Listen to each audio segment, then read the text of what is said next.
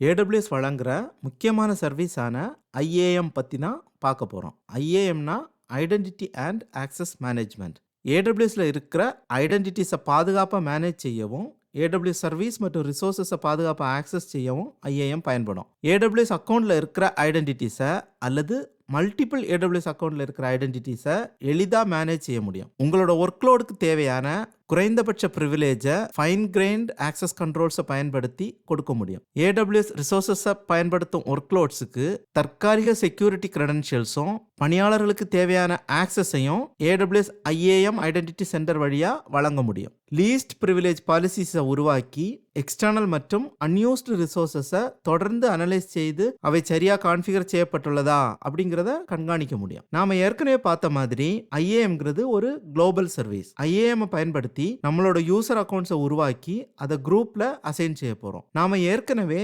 IAM புதிதா ஒரு AWS அக்கவுண்டை உருவாக்கும் போதே பயன்படுத்தி இருக்கிறோம். புதிய அக்கவுண்டை உருவாக்கும் போது ரூட் அக்கவுண்ட் டிஃபால்ட்டா கான்ஃபிகர் செய்யப்பட்டிருக்கும். இந்த ரூட் லாகினை வச்சு தான் நம்ம அக்கவுண்டை கான்ஃபிகர் செய்யணும். இந்த ரூட் அக்கவுண்டை தினசரி வேலைகளுக்கு பயன்படுத்தவோ பிறருடன் பகிர்ந்து கொள்ளவோ கூடாது. நம்ம AWS அக்கவுண்டை பிறருடன் பகிர்ந்து சில வேலைகளை செய்யணும்னா அதுக்கு நாம புதிய யூசர்ஸை நம்ம AWS அக்கவுண்ட்ல உருவாக்கணும். யூசர் அப்படிங்கிறது உங்க நிறுவனத்துல வேலை செய்யற பணியாளர்களை குறிக்கும் அல்லது நம்ம அக்கவுண்டை பயன்படுத்த போற மற்றொருவரை குறிக்கும். IAM வழியா தான் புதிய யூசர்ஸை உருவாக்க முடியும். குறிப்பிட்ட வேலையை செய்யும் பல யூசர்ஸை ஒரு குரூப்பின் மூலமா நம்மளால ஒருங்கிணைக்க முடியும். இதை ஒரு எடுத்துக்காட்டு வழியா பார்க்கலாம். ஒரு ஆர்கனைசேஷன்ல 7 பேர் வேலை செய்வதா வைத்துக் கொள்வோம். யூசர் 1, யூசர் 2, யூசர் 3 ஆகிய மூவரும் டெவலப்பர்ஸ். ஆகவே அதுக்கு நம்ம டெவலப்பர் அப்படின்னு ஒரு குரூப்பை உருவாக்கலாம். டெவலப்பர் குரூப்ல இந்த 3 யூசரையும் சேர்க்கலாம். அடுத்து யூசர் 4, யூசர் 5, யூசர் 6 ஆகிய 3 பேரும் டெஸ்டர்ஸ். அதற்கு டெஸ்டர் அப்படின்னு ஒரு புதிய குரூப்பை உருவாக்கலாம். ஒரு குரூப்ல யூசர்ஸ் மட்டும்தான் இருக்க முடியும்.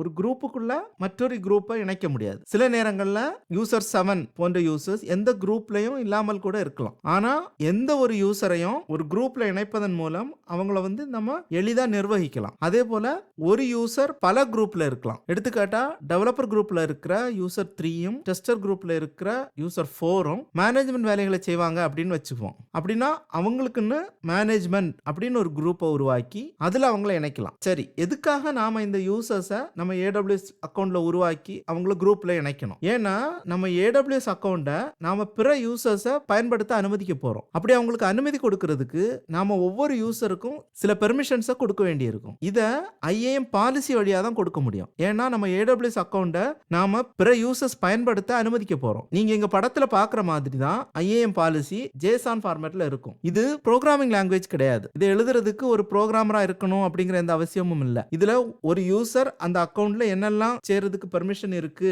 அப்படிங்கறதையோ அல்லது ஒரு குரூப்ல இருக்கிற எல்லா யூசர்ஸ்க்கும் என்னென்ன பெர்மிஷன் இருக்கு அப்படிங்கறதையோ நாம கான்ஃபிகர் செய்ய முடியும். இந்த எடுத்துக்காட்டுல S3ல இருக்கிற எல்லா பக்கெட்டையும் யூசர்ஸ் ஆக்சஸ் செய்வதற்கு அனுமதியும், அதே போல EC2 சர்வீஸை யூசர்ஸ் ஆக்சஸ் செய்வதற்கான அனுமதியும் கொடுக்கப்பட்டிருக்கு. நம்ம யூசர்ஸ்க்கு AWSல இருக்கிற சில சர்வீஸை பயன்படுத்துவதற்கான அனுமதியை நாம கொடுக்கிறோம். AWSல இருக்கிற எல்லா யூசர்ஸ்க்கும் எல்லா சர்வீஸையும் பயன்படுத்துவதற்கான அனுமதியை நம்ம கொடுத்துட முடியாது. அப்படி செய்தா அவங்க தேவையில்லாத சர்வீசஸை லான்ச் செய்து நமக்கு தேவையில்லாத செலவினங்களை ஏற்படுத்துவாங்க. AWS பொறுத்த வரைக்கும் யாருக்கு என்ன பெர்மிஷன் தேவையோ அதை மட்டும் தான் கொடுக்கணும். அப்படி எல்லா பெர்மிஷன்ஸையும் கொடுக்கிறது நம்ம அக்கவுண்டோட செக்யூரிட்டிக்கும் நல்லதில்லை. அதனால ஒரு யூசருக்கு தேவையில்லாத எந்த அனுமதியும் நாம கொடுக்க கூடாது. இதைத்தான் AWSல லீஸ்ட் ப்ரிவிலேஜ் பிரின்சிபிள் அப்படின்னு அழைக்கிறாங்க. ஒரு குறிப்பிட்ட யூசருக்கு குறிப்பிட்ட 3 சர்வீஸுக்கு தான் அனுமதி வேணும்னா அதை மட்டும் தான் வழங்கணும். வேறு தேவையில்லாத எந்த அனுமதியும் நாம கொடுக்க கூடாது. IAM பத்தி சுருக்கமா உங்களுக்கு புரிஞ்சிருக்கும்னு நினைக்கிறேன். பிராக்டிக்கலா யூசர் மற்றும் குரூப்ஸை எப்படி உருவாக்கி